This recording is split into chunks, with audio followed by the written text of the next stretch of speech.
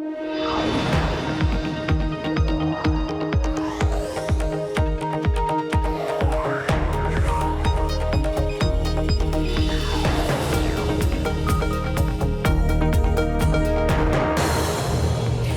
Emily Chang, and this is the best of Bloomberg Technology, where we bring you all our top stories from this week in tech. Coming up, Apple cut its outlook for the second time in 2 years amidst fallout from the coronavirus in China. We will look at the impact on the global supply chain. Plus, diving deeper into digital, Morgan Stanley to buy discount brokerage E-Trade for $13 billion. And legal shield at risk, U.S. Attorney General William Barr tries to poke holes in an old law that's protected tech companies like Google and Facebook. But first, the spread of the coronavirus continued to take a toll on markets this week, with tech leading the losses. Earlier, Apple cut its revenue guidance for the March quarter, with the outbreak continuing to impact the iPhone maker's supply and demand. The coronavirus is impactful, but it's not permanently impactful. In other words, it's sort of a temporary blip. I think on the demand side, longer term for Apple, I don't see any issues. So that gives me a lot of confidence that we'll see a nice rebound when this is over. The bad news is that Apple's made a big bet on China. It's 20% of revenue, obviously, a huge part of the supply chain. If the virus isn't contained, this is going to continue to be a problem. And then longer term, China and the U.S. are likely to be at loggerheads. So personally, I think the virus, could be a problem longer than the market thinks. There is no better CEO to handle the current challenges for Apple than Tim Cook. And while it's very concerning, the virus and the impact on human lives, I think having him at the helm is very reassuring. It's quite hard to shift production to other countries in a matter of weeks. We got more reaction from Krish Sankar, senior research analyst at Cowen, who joined my colleagues Taylor Riggs and Paul Allen to discuss why he thinks the supply chain disruption actually won't hurt demand. What you're seeing today, and since Apple's pre-announcement yesterday, was the fact that, a lot of it is, besides demand, it's really supply chain disruption. And it's taking a while for the supply chain to ramp up. And from our checks, it seems like the facilities are beginning to open in China, which is a positive. But at the same time, the virus is still a threat, and people are being very cautious. So it's really a ramp effect that's going to play out over the next month or so. We assume that the supply chain is at 25% utilization rates. Probably will take end of March, which is the end of the March quarter, to get to like 100% utilization rates. And that adds a double whammy from the fact that there's some slowdown in demand, but really it's more of a supply impact too. Krish, we got some revenue guidance, of course, from Apple saying that they would miss on the top line. Fold that into your estimates on the bottom line. What's changed for you? First and foremost, Apple did not give quantifiable guidance on what March quarter is going to be. So we looked at our numbers and took a cut based on the biggest impact is going to be on the iPhone, because people do end up buying it's a physical product, unlike a service is download in an app store. So that was like one of the biggest reasons for a big cut. It does impact gross margin a bit, but where we were actually more conservative was on the OpEx side, because Apple has said that they're going to invest in the modem business, which they bought from Intel end of December. They're also going to be investing in TV Plus and other opportunities. So effectively, when we cut our March quarter numbers, our sales, we cut by about 15 or 16%, but EPS was down by almost 25%, from like a little over $3 to from $3.03 to like $2.24.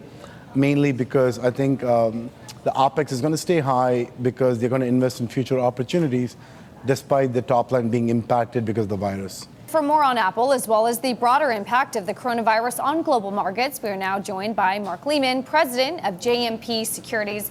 Mark, does Apple highlight how much more revenue guidance and uncertainty we could really start to see from a lot of these companies? Well, they're clearly ahead of the game. They're really the first big tech company to mention Corona's impacting the current quarter, and I don't expect them to be the last. It's amazing how resilient the market was today. I mean, you would have guessed because we got a long preview with the market close yesterday about that, and lots of speculation on chat boards, et cetera, how bad the market would be today. And look what happened. The NASDAQ was up today. So it shows you the amount of liquidity that's in the market, the amount of demand that's in the marketplace. And frankly, there must be a lot of people short the stock because there's just clearly nobody was expecting the stock market to be slightly up today on the NASDAQ side. What is driving the resiliency of these tech markets? Well, you clearly have numbers that have been as good as people expected, if not better. You've got rates really dipping this year. I mean, you look at the 10-year from January 1st to today, it's been an enormous ascent in terms of the bond. Conversely, of course, the yield has gone down. And I think there's just a lot of liquidity in the marketplace. And these kind of liquidity bubbles, if you will, and I don't want to use that word bubble as pejoratively completely, there's a lot of people who have been waiting for a correction and waiting for a correction and waiting for a correction, and we just haven't seen that. I mean, we saw it at the end of 2018. We just haven't seen a big correction.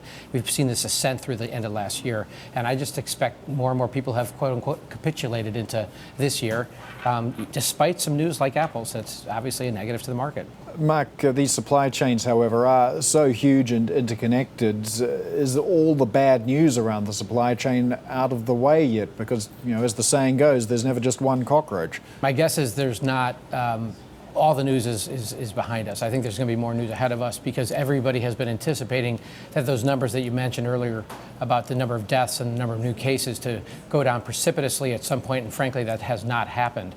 I think the longer this goes on, where we're highlighting the lead story on your news show, how many new cases there are, the longer this virus goes on and the longer supply chain is afflicted. And I would expect more news rather than less news going forward. Fortunately, it's a seasonally slow period. We clearly had the Chinese New Year at the same time. So it's a seasonally weaker period for tech. But that supply chain takes a long time to ramp down. And like a good engine, it takes a long time to ramp up. So I'm expecting more announcements over time. That was Mark Lehman of JMP Securities. And sticking with Apple, the company is considering giving rival apps more prominence on its devices after criticism that it provides an unfair advantage to its own products. Here's Bloomberg's Mark Gurman with Romaine Bostick and Joe Weisenthal. Being a default app, one of the 38 pre-installed apps on the iPhone, is very key. These are the services you're going to use. And like you said, Romaine, they're very hard to replace. Being default means, let's say, you send me a text message, with a web link, I click it, it'll always take me to Safari. There's no way, even if I have Chrome installed, to change to that, giving Apple's own Safari sort of an edge over the competition. That is what Apple's considering changing, putting an option in the new iOS, it'll be called iOS 14, to be able to switch from Safari to Chrome in that example. Is this to get ahead of potential antitrust concerns about the abusive or dominant use of its own platform? I think that's a really big part of it. This is something that the House, the U.S. government, was asking questions to Apple about. We had a big story in October detailing this issue. Apple, of course, seeing what's happening to Google over search and Android in the EU, a big multi-billion-dollar fine that they're dealing with there. But it's also a bad user experience. Let's say I'm a really, really big Google Chrome user and I'm not able to use it to its full potential. Right. Maybe I'll switch to Android. So Apple wants to avoid that as well. So how many apps are we talking about here that could be affected? Apple apps that we're talking about? Yeah, so Apple has 38 apps, according to our count, pre-installed on the phone. It's more complicated to count those than you would think. Yeah. But the big guys here are Firefox, Google Chrome, but also for mail apps. So Microsoft Outlook, Gmail, Yahoo Mail, the list goes on as well for those too. Okay, so even if they do give the option, you got to figure the default apps are going to remain the default for 99% of users? Yeah, that's the best way to put it. 99% of people, aren't going to know what's going on here, right? They're not going to think there's anything different. However, that 1% is really key. Apple, even though they have so many customers, 1.5 billion customers now, that small user base of people who are early adopters, diehards of the company, are super loyal. They influence their friends, and they in turn influence other people too. Just real quickly on the security issue, is there any issue here that this would sort of compromise some of the security aspects that some people actually find attractive about the iPhone? In some cases, allowing some software, some features to not be default to the Apple applications could cause security concerns. But in terms of the web browser and mail, those are not big concerns. That's not going to be influenced there. Bloomberg's Mark Gurman. Still to come, Morgan Stanley makes the biggest acquisition by a Wall Street firm since the financial crisis. We will talk with CEO James Gorman about why the bank is buying E-Trade. And if you like Bloomberg News, check us out on the radio. You can listen on the Bloomberg app, Bloomberg.com, and in the U.S. on SiriusXM. This is Bloomberg.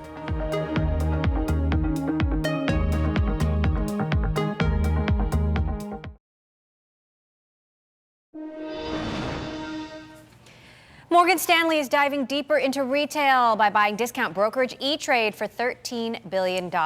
According to CEO James Gorman, the acquisition comes in response to customers wanting more access to digital banking. Bloomberg's Sonali Basak spoke to Gorman shortly after the announcement Thursday. We've had a strategy in place for a long time to continue to diversify and build out our balance sheet light businesses. The Smith Barney transaction, of course, was historic back in 2009. Solium we did, Mesa West was a small asset management deal. I've always felt that E-Trade was an incredible brand, an incredible company, had great technology. We're clearly doing stuff on the digital side at a pace that was ahead of where we were. So we had that constant debate of sort of build versus buy. And, we felt we're in the condition to make a bold move, and we went for it. So why was E-Trade the right business as opposed to a newer business as well? You said digital was a big deal for you. Had you considered a Robinhood? Well, I kind of like E-Trade's business model. I mean, they've got a lot of clients. They've got a huge workplace stock plan business. They have one of the best digital online banking businesses in the marketplace, and they sit on $600 billion of assets. So added to us, that's $3.1 trillion. You add their stock plan business to ours, we're sitting on $600 billion. We have $21 billion now in combined wealth management revenues, takes our margins above 30%. It's not comparable. Robinhood is a completely different kind of business. So I like real businesses, real clients, real revenues, real profits. They've got all of it. Real clients, but these are much different clients than Morgan Stanley has traditionally taken on. How does this change the fabric of Morgan Stanley? Less than you would think. In fact, meaning I don't think it changes the fabric of the company much at all. Less different clients than you would think. The stock plan clients are frankly all corporate institutions. So that's not different at all. And for many of us, having advisory relationships also have online accounts, whether it's with our banks or with a financial institution providing financial advice. So I think the channels in the last 20 years, my observation is the channels have come together. What you've got to do is build businesses that make your clients happy, right? Be convenient for them, not convenient to yourselves. And for our financial advisors, already our clients, including myself, are constantly working electronically, digitally, with my financial advisors, with Morgan Stanley. So I think the channels have converged. So $13 billion, this is a pretty hefty price tag for E-Trade. What do you tell the people on Wall Street who might believe you are overpaying? I think they're jealous. That doesn't bother me at all. I mean, listen, we paid a $3 billion premium last year. We made $8 billion in revenues. So it's about 4.5 months of earnings. That's one way to think about it. We just put at risk 4.5 months of last year's earnings to buy an iconic institution with $600 billion of assets, $3 billion of revenues, that's going to improve all of our financial models. This is a no-brainer from that perspective. And so this morning you had said to analysts that you believe that this will create a full-scale digital bank, checking, savings. They have it. They have it. Well, E-Trade also has 4,000 employees. Yeah. You have more than 15,000 advisors in your wealth management unit. What does this mean? That's almost 20,000 people. Do you need 20,000 people to run that part of the business 5 years from now? Well, we actually have a lot more. What you're just talking about is the Series 7 registered advisors, of which we have about 15,000. All of the supporting staff in the branches, the customer service reps, the ops managers, the risk management, and all of the technology and other support around it, it's probably a 35,000 person business. No, this is an add-on. I mean, there are obviously some jobs which are duplicative, but most of this business just fits neatly inside Morgan Stanley, and it will be run as E-Trade inside Morgan Stanley. But as the bank goes digital, does that mean that it just needs a lot fewer employees to make it happen? Oh, goodness, no. No, this is an opportunity for our clients to expand their relationship with us. They're doing their digital banking and trading with other institutions. Now they can do it all at Morgan Stanley. We think we have about $7 trillion of assets between E-Trade and Morgan Stanley that's held away. Why hold it away? We want to bring those funds in here. So you have the #1 stock trading business in the world right now as well. JP Morgan is trying to knock at your door when it comes to that business. How does the E-Trade acquisition add to your trading business? Yeah, that's the equities business, #1 in the world. We were #5 post-crisis, unambiguous #1 in the world. Listen, there's technology within the equities business through our electronic trading platform, something we call MSET, that I think E-Trade could be additive and vice versa. So we're excited about using some of their technology, not just in wealth management, but frankly across our asset management platform, as well as equities and fixed income. That was Morgan Stanley CEO James Gorman. Meantime, the deal prompted a downgrade from Wells Fargo Securities senior analyst Mike Mayo. He spoke with Bloomberg's Vonnie Quinn and Guy Johnson. You can't be a bank analyst without being a part-time tech analyst, and this acquisition, Morgan Stanley buying E-Trade, is about digital brokerage and digital banking. Yeah. So I think it's a fair question, but $13 billion for a company that is this stock market sensitive, this interest rate sensitive, at a time when you have peak retail investor engagement and high stock prices. We're not saying this is the top, but we're certainly not saying this is the bottom. So first of all, just the plain old timing of this acquisition, a 10 PE company paying 15 times earnings for another company, just for starters, is not ideal. I've heard a lot this morning, Mike, about the corporate stock plan business and the fact that this is a fantastic business and it's really undervalued in E-Trade. Does that argument not stack up? Well, this goes to the whole idea of revenue synergies and if a brokerage firm can get customers in a variety of ways through traditional offices, digital delivery, or through the workplace, and to the extent that Morgan Stanley has a broader suite of products, this should be excellent. If you're an E-Trade customer, you should say, hey, this is fantastic. I would love to be an E-Trade customer even more right now because you'll have so much more of Morgan Stanley's research and products and ways to really have that experience.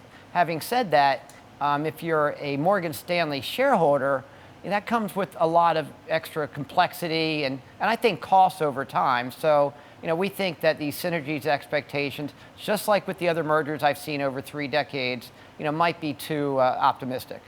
Do you think it was a competitive process? Do you think others were involved?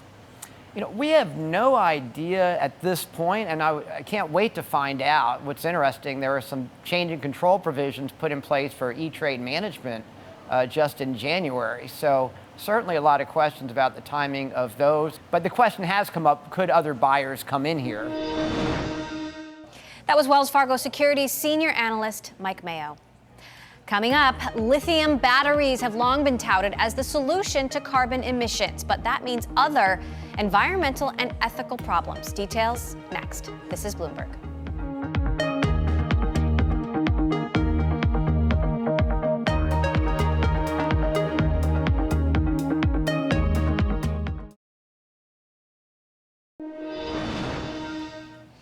This week, Tesla got a new street high target from the most bullish analyst on the street. Piper Sandler raised its price target to $928 from $729, citing the potential of Tesla's battery and solar-powered products. Meantime, vulnerabilities in high-tech cars are under scrutiny after technicians at McAfee said they were able to trick a Tesla into speeding during a test. The researchers put a strip of electrical tape over a 30-mile-an-hour speed limit sign, causing the vehicle to mistakenly read 85 miles an hour and automatically accelerate. Tesla hasn't responded to the study. And electric car maker Tesla has agreed to buy cheaper batteries that do not use cobalt for its Model 3 production in China. The lithium iron phosphate batteries are a main alternative to cobalt and nickel products. Lithium batteries have long been touted as the solution to carbon emissions and resulting climate change. But production of lithium-ion batteries might mean more problems in itself. Bloomberg's Alex Steele has the details in EVs on the brink of change. The 20th century was the age of the internal combustion engine. The 21st century will belong to the battery. By 2040, the majority of cars sold around the world will be powered by batteries. They'll emit far fewer pollutants than gas guzzlers, but the elements used in batteries have their own challenges. Lithium is a water guzzler. If lithium prices stay low, it may not be worth the cost to mine. The industry would likely opt for the more environmentally riskier method of pumping salt water underground to extract it. And nickel is used in lithium-ion battery cathodes. It boosts energy density to let electric vehicles travel faster and farther. But it's not clear whether miners in Indonesia can even keep a steady stream of nickel coming. And cobalt presents an ethics problem. It helps keep the battery cool during charging and discharging, but they're terrible conditions for miners in Congo, the world's top producer. Some of the workers that reporters have found there are as young as 4 years old. A cleaner car might not be made more cleanly. For a look at how other automakers are trying to keep up with Tesla, Alex spoke with Peter Rawlinson, former Tesla engineer and now CEO of Lucid, a potential Tesla competitor. She asked how long Tesla can dominate the EV market. Tesla dominates because they are the technological leader. And what's not recognized is this is a tech play. Their technology has been recognized, and I think that's been a major factor in the recent surge in their share price. So is Lucid then a tech company and then / competitor to Tesla, or is Lucid going to want to be a car company like a Ford or GM?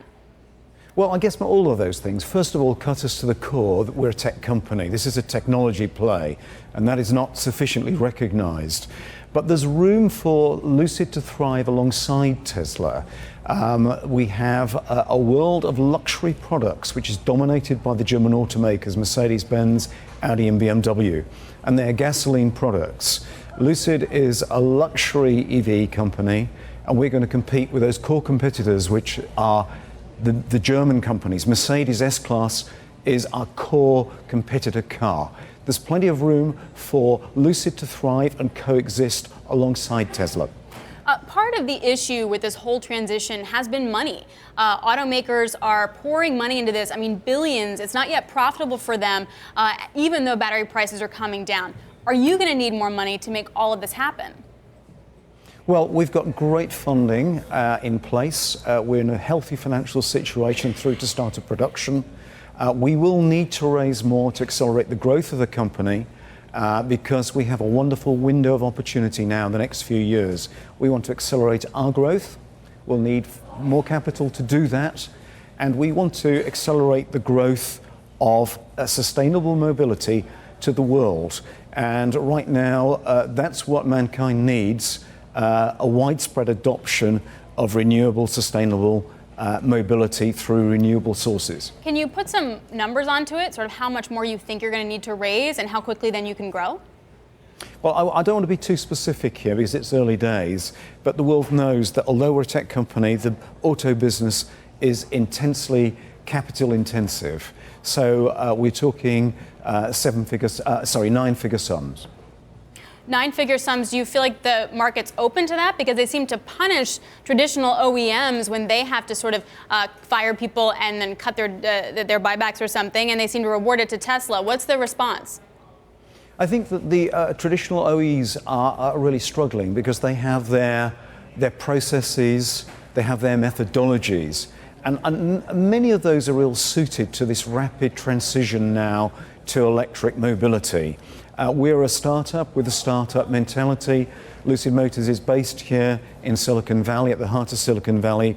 And, you know, we're very entrepreneurial with our spending, and our whole business philosophy is run that way. What is different about a Lucid car or battery or execution from, say, a Tesla or other EVs out there? Well, what differentiates us is world-class technology. Our battery technology, we supply the batteries to all the cars in Formula E. Mm-hmm. So we have this race-proven battery technology underpinning our car. That was Lucid CEO Peter Rawlinson. Still to come, the EU seeks to dictate terms of tech competition. We will hear from EU Competition Commissioner Margrethe Vestager next. And Bloomberg Tech is live streaming on Twitter. You can find us there at Technology, and be sure to follow our global breaking news network at Quick Take on Twitter. This is Bloomberg.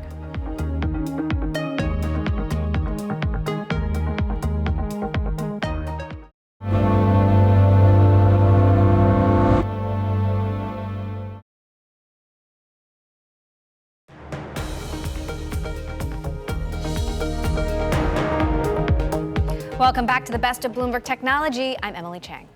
The EU has unveiled a new strategy for deploying artificial intelligence and other emerging technologies in Europe. The legislative plans impose new rules on tests on U.S. and Chinese firms that want to deploy similar technologies in Europe. Companies like Facebook and Google will not be exempt.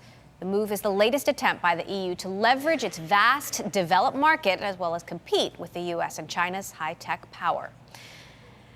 As the European Commission unveiled its white paper on regulating social media and AI, Commissioner Margrethe Vestager said she favors one single EU digital tax for the companies. She spoke with Bloomberg's Maria Tadeo from Brussels. There's a difference between a shift in tone and then a shift in behavior, of course. And I think everyone appreciates that we can have another debate by now about the responsibility of giant platforms. But I think the important thing is to see real change on ground. And in that, well, we are still considering if not regulation is needed to make sure that all the things that we have discussed and decided in the real world also is represented when we're in our digital reality. We know that the EU has been pushing very hard for tax reform on digital services. Is that something that you think this year will finally be the year where we actually see some move at an OECD level?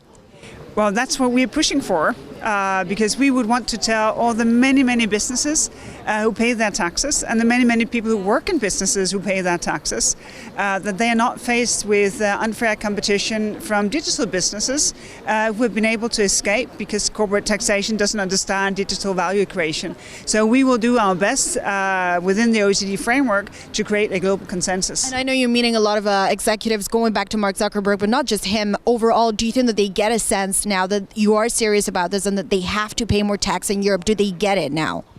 Well, I think so, yes. And I also think that they find that it's kind of tricky if each member state make their own system, because then they have to deal with one set of rules in one country and another set of rules in another country. And maybe it's just easier to say, well, this is how it's done in Europe. One stop, here you go. This is the taxes you have to pay. That was European Commissioner Margrethe Vestager. Meantime, there's new scrutiny on an old U.S. law that protects companies like Google and Facebook from lawsuits over content their users post. It's Section 230 of the Communications Decency Act, passed in 1996. Back then, the hope was the law would allow the internet to flourish. But if U.S. Attorney General William Barr gets his way, the rules will change. Barr saying, quote, giving broad immunity to platforms that purposefully blind themselves and law enforcers to illegal conduct on their services does not create incentives to make the online world safer for children. Barr made those comments at a workshop he convened Wednesday to study amending Section 230. For more, we spoke to Bloomberg's Ben Brody, who's been covering the story. The upshot is there are a lot of complaints. We heard the Attorney General lay out a lot. Child safety, the power of platforms. We heard a lot of other people talk about drug sales, gun sales, online misinformation. We've heard about hate speech. The list goes on and on. But the question of what exactly we do about it, and that's up to Congress, it's not up to the Department of Justice, that's not something that has been settled on. We may be getting closer there, but ultimately Congress is going to have to change this law if it's going to change. And that means, if that's going to change this year, passing something in an election year. So I think we're not quite there yet. But what I think we are seeing is a lot of pressure on these companies as part of the broader techlash now coming on to 230. Ongoing scrutiny. How are Google, Facebook, and the like responding? This is one of their bottom line issues. They are always going to be going out there and talking about how important it is in their lobbying. Interestingly, they didn't come to this workshop. It's a little unclear whether or not they were invited. And they don't necessarily talk about it publicly. It's often through trade groups. But what those trade groups will tell you is that Section 230 protects free speech online. It makes the platforms less likely to kind of cut you off. It also allows the platforms to take down that really offensive stuff. 230 protects what you don't take down, but it also protects what you do take down. And they say that creates a legal environment that provides the proper incentive, to use the Attorney General's word there, to actually take down that most offensive content that I think none of us really want to see online. Ben, just on your point about social media companies, we've had Mark Zuckerberg in Europe very recently calling for more regulation, but how genuine is that call being perceived? I think there are a lot of people who say that it does not go far enough, that they don't really believe that the platforms have the public's best interests at heart here. I think what's fascinating is seeing these companies approach what is essentially fractured regulation around the world, various regions of the world looking at bringing on content rules, and these companies trying to say, we are worldwide businesses, how do we harmonize these regulations? And so you see things like Facebook coming out earlier this week and saying, hey, just tell us what content is off limits and we'll block it, but you have to tell us very precisely. You have tech trying to get language like this 230 provision into our trade agreements, U.S. trade agreements with other countries, to kind of export 230, which is uniquely American, around the world. And so you see these companies trying to get uniformity on a variety of different levels, whatever that looks like. Ben, how does this fit into the broader and ongoing scrutiny from the DOJ, the FTC, looking into past acquisitions, which could obviously have a global impact given how enormous and influential these companies are around the world? Absolutely. So Attorney General Barr kind of told us something we didn't necessarily know before, which is that the idea to do this Section 230 workshop, at least according to him, kind of grew out of they're already looking into competition in the market space, they being the DOJ in this case.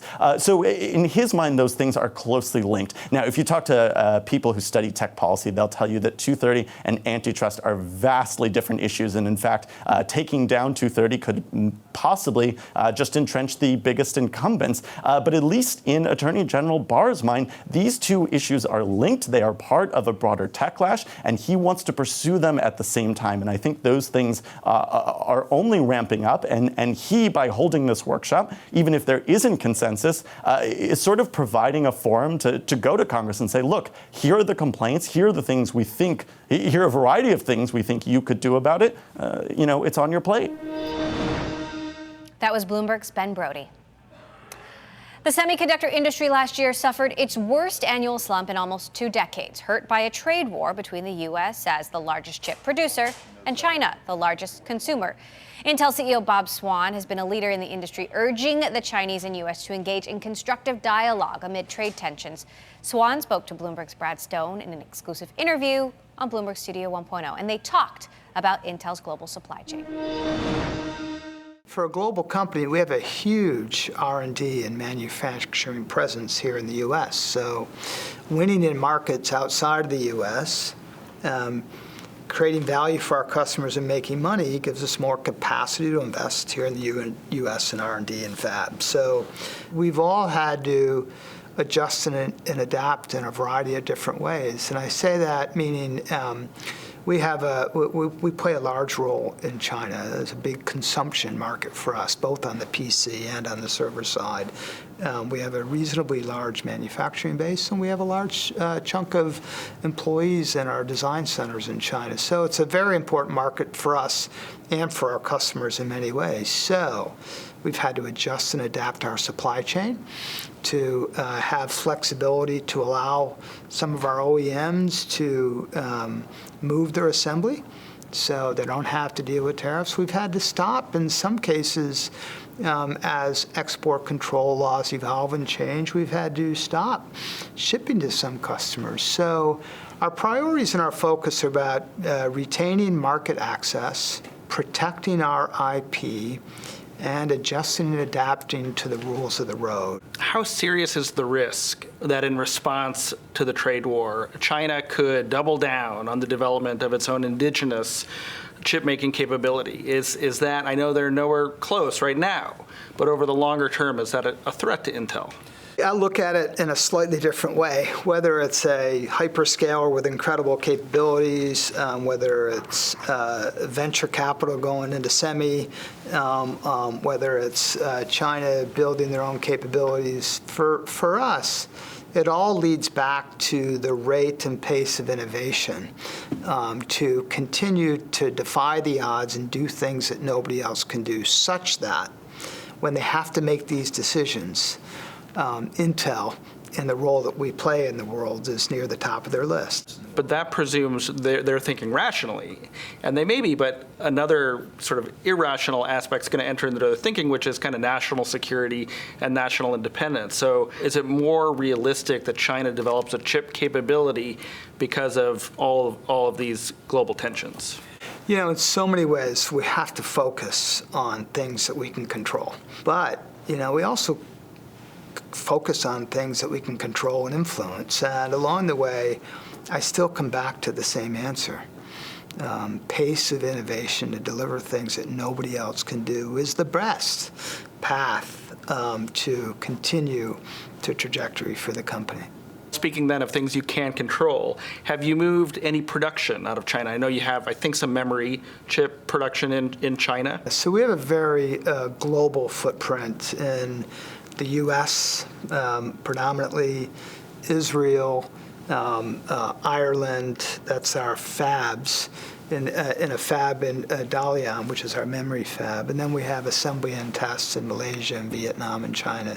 So we have a very global footprint. So we have the flexibility to adjust and adapt to where we make things around the world. So so far, we have diversity in our footprint. We call it a virtual factory. So we always have the ability to move things around to optimize, create opportunities, and manage risk. That was Intel CEO Bob Swan. You can be sure to catch the full episode of Bloomberg Studio 1.0 this weekend on Bloomberg Television. Coming up, will the blockchain deliver? Up next, a startup that's developing a new programming language in hopes to make it happen. Plus, later, one sneaker marketplace wants to change the way people shop. This is Bloomberg.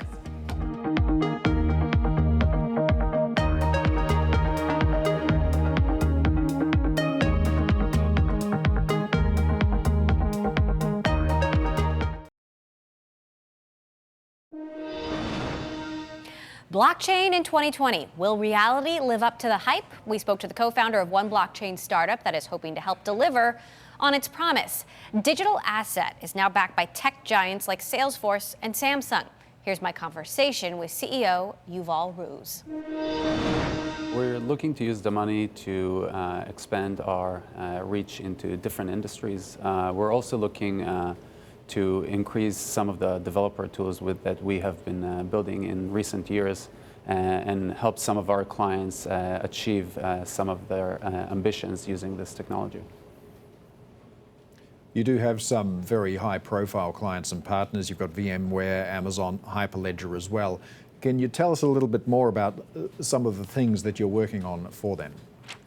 Yeah, so I think that as the industry progressed over the past few years, what you've started seeing is very similar to the early days of cloud, is the tech stack of blockchain is becoming more and more mature, and you're starting to see players like VMware, Microsoft, Amazon are entering the space and starting to offer some of their services. So we have both clients that we help develop solutions, but we also have partners such as VMware, Hyperledger, Microsoft, that what we do is we work together with them to bring some of our expertise and some of their expertise to be able to deliver some of these projects to our clients. Yuval, we've seen and heard so much hype around blockchain. When do you think, is it 1 to 5 years out where we'll really see the promise of this technology that people like you and others have been touting? Yeah, so I think that you already this year are going to start seeing some projects in production. There's some announcement that recently happened by Broadridge that are reshaping how you trade US Treasury repo using blockchain, and you're going to see that happening this year. You're going to start seeing other projects in different industry, like the healthcare space, starting to move closer and closer into production. At the end of the day, this technology is pretty invasive, and I think that there was a lot of hype, but at the end of the day, to implement this kind of technology that is pretty invasive into some core systems will take some time. But I do think that this year you will start seeing some of these projects already in production. Facebook with Libra made a lot of noise last year. We've seen some of the biggest players drop out. I mean, would you count Facebook out of this discussion at this point? Yeah, so I think that, first of all, this entire industry should thank Facebook for their effort, because I think that those that were skeptic have gotten a wake-up call, and that's a good thing, because at the end of the day, this technology will happen and will shape the next generation of technology. So from that perspective, I think the industry owes a lot of thanks to Facebook. I think that when it comes to capital market and to money, regulators are extremely concerned, and I think that what could have been done better is how the industry worked with regulators. This is something that we take to heart extremely with every project that we do. We work with regulators to work within the current regulatory framework, and if there are changes that need to happen, we work with them on that. But I think that in the case of Facebook and Libra, that's caught the regulators' surprise, and I think that that's what created a lot of the backlash on Facebook. Well, it is not just big tech giants like Google and Facebook feeling the heat of U.S. regulators, but rising players like Airbnb as well. The world's biggest home-sharing app has been fighting rental regulations in cities across the country, seeking to clarify its legal status and protect thousands of listings. Airbnb has filed at least 11 lawsuits against a U.S. city or state government since its founding in 2008. For more, Bloomberg's Romain Bostic, Scarlett Fu, and Sonali Bostic spoke to Mark Millian, our Bloomberg Tech managing editor.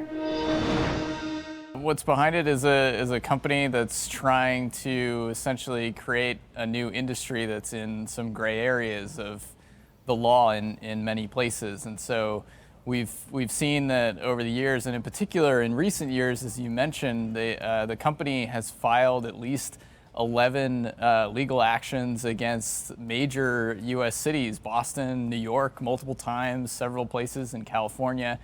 And they're essentially seeking to, in some cases, change the law or carve out exceptions for themselves. And it's part of this very aggressive kind of Silicon Valley, let's change the way things work, and it is in some cases a parallel to what Uber did in the earlier days. So 120 lawyers here, a budget of $60 million in legal fees in 2018 alone. Is there any sign that they're willing to work with governments here, or is it all just hostile? Yeah, they've made some concessions, but it's a company that realizes that they need to change the way things work in certain cities and carve out some of these exceptions in order for their long-term prospects to make sense. I mean, this is a company that probably in the coming months will try to list its shares publicly.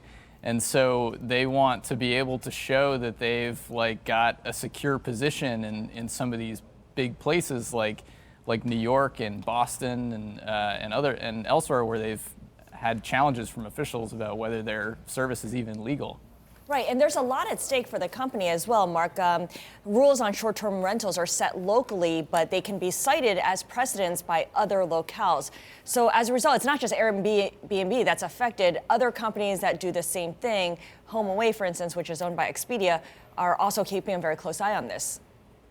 Right, and HomeAway has been the subject of some of these legal issues in the past, but Airbnb is the biggest in many markets, including the U.S., and so they have had to kind of take a leading position in taking cities and states to court in order to kind of secure the market for everybody, but most of all for themselves. That was Bloomberg's Mark Millian. Still ahead, how an online marketplace aims to make sneaker resale more accessible. Our conversation next. This is Bloomberg.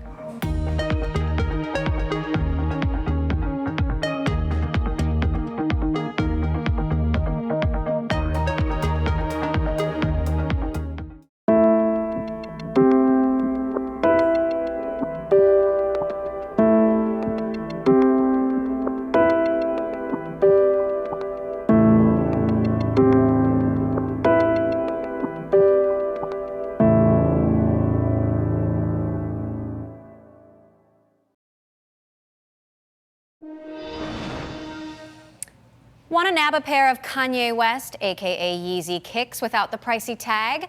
Enter the exploding sneaker resale market, now dominated by the online platform Go, where you can buy sneakers used and new. Bloomberg's Taylor Riggs spoke to GOAT co-founder and CEO Eddie Liu in our Retail Transformed segment. GOAT's the global platform for style. So we really want, our whole mission is to make our buyers globally just feel and look the greatest. And so when we launched GOAT in 2015, my co-founder, who's been a lifelong sneaker enthusiast, his first pair of Jordans were bought when he was 10 years old from his dad, and he was super nostalgic about them. So 23 years later, Nike retroed or re-released these shoes. So he went on the largest marketplace at the time, which is eBay, to go buy these shoes. He bought them, received them, took them out of the box, and he was so upset because they turned out to be fake. So Daisha and I were just like, how come in this day and age you're spending $300 on a pair of shoes and you still have to worry if it's real or fake? So we said, let's build a marketplace based on trust and safety. And how we did it was we pioneered what we call ship to verify, which means, Taylor, whenever you buy something on GOAT, the seller doesn't ship to you directly. The seller actually ships it to one of our warehouses globally for us to authenticate. We use machine learning plus human technology to authenticate this product before and then we quality inspect it, and then we send it off to you, the end buyer. So that's why we just have a business. Nike's the most counterfeit brand in the world, and we're here to protect the buyer from that kind of thing. You've mentioned shipping twice now. There's a two-pronged approach, and you're passing that cost on to the customer. What was your concerted effort or decision-making to pass that shipping cost on to the consumer and not eat it yourself? It's actually because it's such a big value proposition, because there's so many counterfeits in the industry. I mean, last year alone, we prevented over $72 million of counterfeits on our system. So it's something that, yes, there is an additional cost to it, but I think for the consumer, would you rather spend $500 on a pair of shoes and have it be fake, or would you rather spend a couple extra dollars on shipping to make sure something is authentic? And that's what we've seen, where the customer really understands and values our value proposition. There's a big trend going on in the retail market right now. It's called direct to consumer. How are you handling the increased wave of direct to consumer? For us, because we are primarily in the secondary markets, I mean, our sneaker resale is primarily secondary, so we accept all forms of purchase. I mean, whether the consumer buys it direct from a brand like Adidas or Nike, or the consumer buys it through a retailer like Foot Locker, the case is the fact that for us, Nike and Adidas have, certain SKUs that they release direct, and these brands and retailers have a few hundred SKUs at any given time that they're selling. If you look on traditional websites, it's probably 1,000 or 2,000 SKUs. As opposed to on GOAT, we represent the past, present, and future for sneakers. So we have over 75,000 SKUs that you can buy from, which means that, yes, you can buy the current season styles direct, but if you want something from 5 seasons ago, something like my co-founder, he was nostalgic about something 23 years ago, that's when you go to GOAT. That was GOAT co-founder and CEO, Eddie Liu. Elon Musk's SpaceX is paving the way for tourist flights into space on its Crew Dragon spacecraft. Up to 4 paying customers will be able to buy seats through a booking agent called Space Adventures, which has an agreement with SpaceX to use the Crew Dragon for tourism. The company previously arranged several flights for customers on Russia's Soyuz spacecraft. No word on how much it'll cost.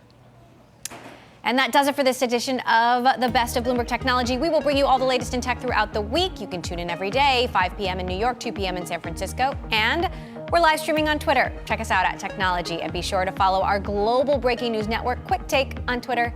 This is Bloomberg.